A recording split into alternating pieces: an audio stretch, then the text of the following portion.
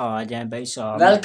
Welcome back. आज एक बड़ी न्यूज लेकर आए हैं भाई साहब। खबर तो आपने सुन रही होगी भाई साहब, बाबर आजम जो है वापस आ रहे हैं। नहीं सुनी तो मैं आपको जो है कंप्लीट एनालिसिस करते हैं, लेकिन ये आपको एक हाईलाइट कर दूं कि बाबर आजम को भाई साहब दोबारा ग्रीन सिग्नल मिल गया है और ट्राई नेशन के बाद 2-3 चेंजेस मुतवक्के हैं। उनमें बड़ा चेंज एक है कि बाबर आजम जो है वो वापस आ रहे हैं। अब ये जो चेंजेस हैं ये ज्यादा इंपॉर्टेंस इख्तियार कर गई हैं, क्योंकि जो क्रूशियल चेंज है वो है बाबर आजम का। लेकिन सवाल यहाँ पर यह पैदा होता है कि जरूरत क्या पड़ी है, क्या वजह पेश आई है कि बाबर को दोबारा लाया जा रहा है। हमें तो कोई जरूरत नहीं, पाकिस्तान टीम को कोई जरूरत नहीं, लेकिन फिर क्यों सर फट रहे हैं इन लोगों के जो बाबर के बेटे हैं। एक छोटे से सिग्नल पर 2-3 सोर्सेज के रिपोर्ट करने पर उन्होंने तो सोशल मीडिया को फाड़ना स्टार्ट कर दिया।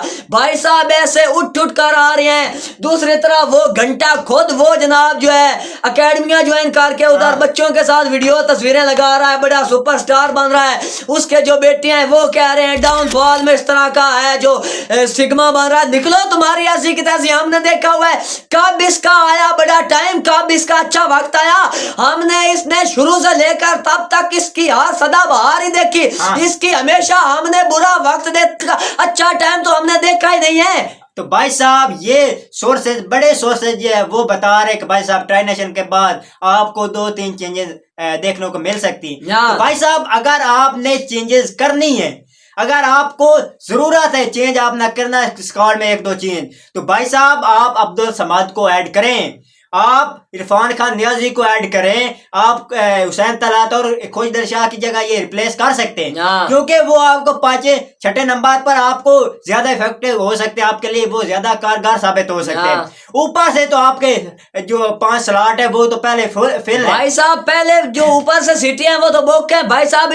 अगर लाते हो तुम, अब सोर्सेज ने बताया है कि जी बाबर वापस आ रहे हैं। अगर आ जाता सीपीएल में भाई साहब जी नहीं पिक हुए, ये उन्होंने बड़ा जो है आगे इशू रखा है कि सीपीएल में पिक नहीं हुए। पीसीबी ने उनको जी बैकअप के लिए कहा है आप जो है हमारे प्लान में है, ट्राई नेशन के बाद अगर कोई फ्लॉप होता है तो आपको जो है ना बिना परफॉर्मेंस के टीम में घुसाया जाएगा। सीपीएल में खेलने नहीं दिया रिजवान बाबर को, इकट्ठी ऑफर हुई, बाबर जो है वो नहीं खेले। रिजवान जो है उन्होंने जो कारकर्दगी दिखाई आप सभी ने देख लिया, 6 गेंद 3 रन। तो बाबर और उनको भाई साहब बराबर में जो है ऑफर आई, लेकिन बाबर ने जी ठुकरा दी। उसके पीछे जी रीजन जी है बाबर को दोबारा लाया। एक वक्त के लिए आप समझे आ भी गए, आप खिलाओगे कहां पर। साइम साहबजादा पक्के हैं, वो फकर जमान ओपनिंग बैटर जो आपकी पहली चॉइस है वो कुर्बानी देकर 1 डाउन पर खेलेगा। तो 1 डाउन पर मोहम्मद हारिस वो भाई साहब नहीं खेलेगा। मोहम्मद हारिस 1 डाउन पर खेलना है वो नहीं खेलेगा। मोहम्मद हारिस अगर खेला तो 5 डाउन 6 डाउन खेलेगा। ओपनर फरहान और साइम पक्के, 1 डाउन फकर, 2 डाउन हसन या आगा, 2 और 3 ये पक्के। उसके बाद हुसैन तलात को डालेंगे या खुश दिलशाह को डालेंगे। उसके बाद भाईजान जो फिनिशर है।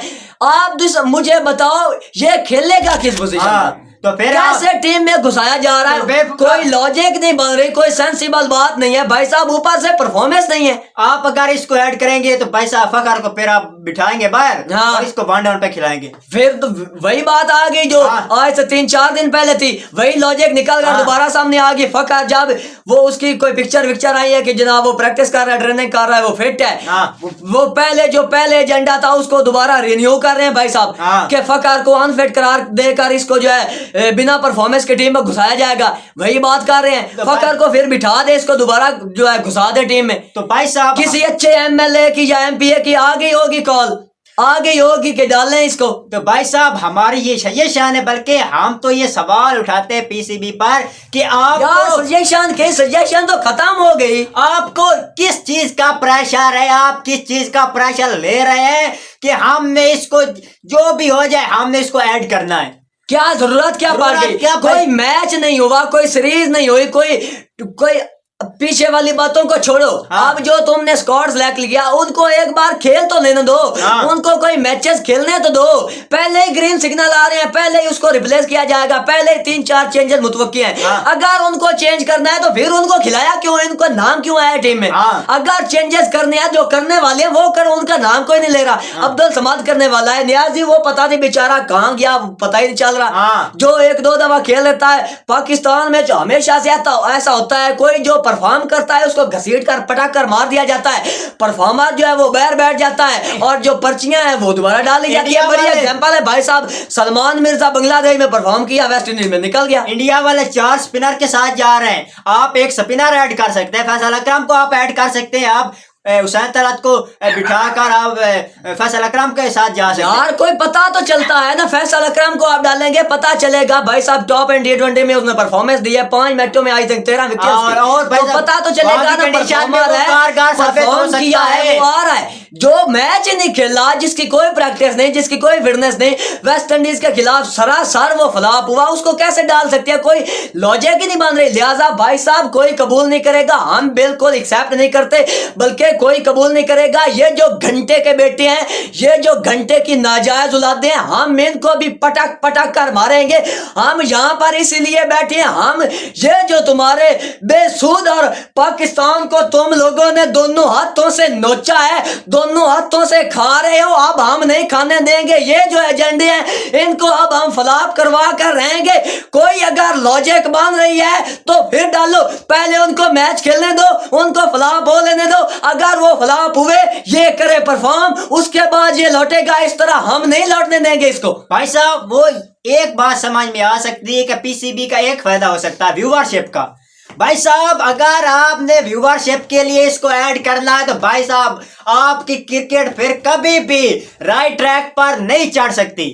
आप फिर ऐसे ही खेलते रहेंगे, इन ब्रांड को, इन एडिडास बाटा के ब्रांड को ही आप डालते रहोगे व्यूवरशिप के लिए, आपको अपनी क्रिकेट की कोई परवाह नहीं रहेगी। लोगों पर तुम लगे हो ना व्यूवरशिप के, जिनके तुम्हें ख्वाब आ रहे हैं, उनकी ऐसी व्यूवरशिप है तो हम भी उस तरह एक खिलाड़ी को डालकर नहीं, ऐसे नहीं होता। वो 25-25 करोड़ देते हैं एक को, तब जाकर बनती है व्यूवरशिप, तब जाकर अदर कंट्रीज उनके प्लेयरों की इज्जत करती हैं, उनके पास वेन्यूज हैं। तुम्हारी जंग के दौरान वो ऊपर वाली जगहों को छोड़कर कई दूर जो है दूसरी तरफ मैचेस करवा सकते थे, उनके पास तो 12-15 स्टेडियम है, तुम्हारे पास खाक है, उनके पास प्लेयर है, परफॉर्मर है, कंसिस्टेंटली परफॉर्म करने वाले, तुम्हारे पास है क्या? व्यूवरशिप की बात करते हो, वो आसमान पर है, उनका बजट देखो, खुद का बजट देखो। तो भाई साहब तुम्हारे पास इतनी हालात बुरी बिगड़ी हुई है तुमकी कि एक कैटेगरी में प्लेयर नहीं रखा गया, तुम्हारे प्लेयर्स इतनी गंदी परफॉर्मेंस के साथ है कि तुम्हें वो बंदा नहीं मिला जिसको तुम एक कैटेगरी में रख सको, फिर व्यूवरशिप की बात करते हो। भाई साहब करने वाली बात यही है कि व्यूवरशिप के लिए आप ऐसे खिलाड़ियों को ना डालें जो फ्लॉप है, फ्लॉप तर परफॉर्मेंस दे रहे हैं और बिल्कुल साइड लाइन हो गए हैं, उनको दोबारा ना ऐड करें। बिल्कुल, तो हम कोई ना तो किसी ने कबूल करना है ना हमने करना, बल्कि हम तो अब ये ग्रीन सिग्नल को लाल सिग्नल में तब्दील किए बगैर हम नहीं बैठेंगे, हम नहीं रुकने वाले, क्योंकि कोई लॉजिक नहीं बन रही। अगर इसकी सिलेक्शन अब इसी बात पर मुनहसर होनी चाहिए, वो जो लड़के जिनको सिलेक्ट किया है वो भाई साहब फ्लॉप हो, उनमें से जो है कोई गंदी परफॉर्मेंस दे, जो इसकी जगह पर आया है फकर जमान या जो और 1 डाउन पर है या 2 डाउन पर, वहां से कोई फ्लॉप हो, ये दोबारा करे परफॉर्म, कहीं भी करे, कायदे आजम ट्रॉफी स्टार हो रही है उधर कर दे परफॉर्म, जो परफॉर्मेंस अगर देगा तब ये वापस आएगा, ऐसे हम लौटने नहीं देंगे। तो भाई साहब आज की वीडियो यही खत्म करते हैं, अपना बहुत बहुत ख्याल रखें।